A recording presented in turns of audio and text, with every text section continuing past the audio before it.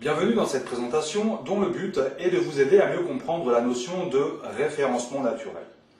Avec le fort développement du e-commerce, les moyens actuels facilitant la création de blogs ou même de boutiques en ligne et très prochainement l'arrivée du Web 3.0, vous savez déjà que le référencement est incontournable pour être visible sur le web, mais sa définition reste floue pour vous et pour cause, on s'en fait bien souvent une mauvaise idée. Par exemple, il est possible d'être très bien référencé et de n'apparaître qu'en 20e page Google.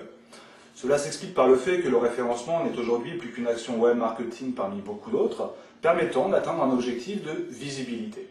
Cet objectif s'appelle le positionnement, c'est-à-dire la position à laquelle votre site apparaît dans Google sur une recherche faite à partir d'un mot ou d'une expression clé stratégique pour votre développement. Tâchons de répondre précisément à la question « Qu'est-ce que le référencement ?» Le référencement, c'est tout simplement l'action de soumettre l'adresse d'un site avec son nom et sa description dans un index, c'est-à-dire dans un annuaire web qui a pour mission de recenser différents sites en permettant d'effectuer des recherches par catégorie. C'est ainsi que pour chaque soumission effectuée, sera créé par l'annuaire référent un lien pointant vers votre site que l'on appelle communément backlink. Vous comprenez que plus il y aura de backlinks pointant vers votre site, et plus celui-ci sera naturellement visible sur la toile. Alors ça y est, vous savez désormais en quoi consiste le référencement et vous constatez qu'il n'y a rien de sorcier. Mais alors pourquoi est-ce aussi difficile d'arriver en première position sur Google et en quoi se justifient les tarifs moyens si élevés? Réponse, il y a plus de 190 millions de sites internet pour 34 millions d'internautes français. C'est pourquoi, afin de parvenir à faire sa place dans un contexte fortement concurrentiel, et ce dans quasiment tous les secteurs d'activité, il est impératif de déployer une véritable stratégie multifactorielle dont le référencement qui en est l'une des dernières étapes. Bien sûr, il existe de nombreuses techniques différentes, de la plus simple et la plus chronophage, comme la capture d'écran que vous venez de voir, jusqu'aux dernières méthodes les plus pointues, parfois même borderline, et impliquant une grande expertise. Pour l'exemple, nous pourrions parler brièvement du black hatting, qui regroupe un ensemble de techniques politiquement incorrectes, notamment comme la SERP domination, permettant d'investir toute la première page de résultats à Google ou encore de détourner le trafic d'un site concurrent. Bref, il s'agit bien du côté obscur du référencement et officiellement, ces actions sont interdites et fortement pénalisées par Google s'il parvient à les débusquer. Poursuivons cette présentation en identifiant brièvement les critères fondamentaux pour être bien positionné. On distinguera immédiatement deux familles de critères, soit la famille A, des critères in-page, de la famille B, des critères out-page.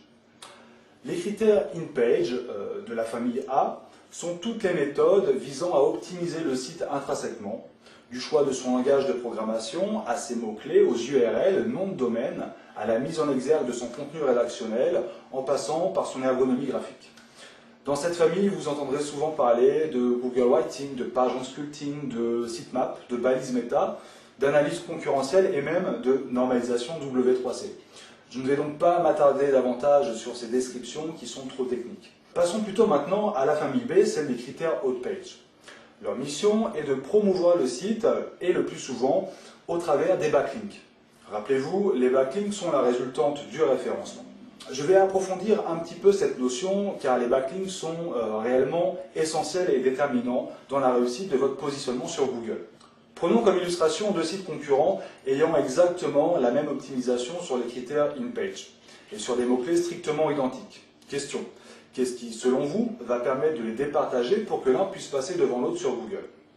Bon, en fait, il y a plusieurs réponses. D'ailleurs, Matt Cutts, porte-parole officiel de Google, indique sur son blog que le positionnement est calculé d'après plus de 250 critères. Mais certains de ces critères sont prédominants, et notamment comme la réponse à notre question qui s'appelle le PageRank.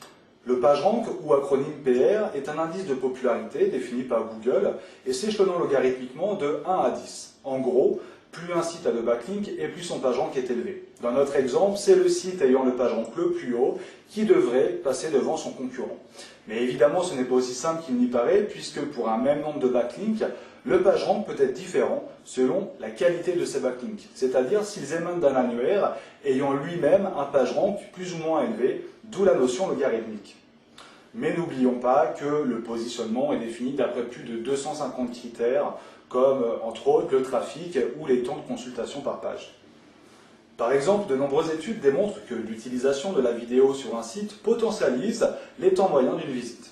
D'ailleurs, au passage, vous regardez cette présentation depuis déjà plus de 5 minutes. Et oui, demandez-vous si vous auriez consacré suffisamment de temps et de patience pour lire l'équivalent d'un article composé de très nombreuses et monotones lignes de texte.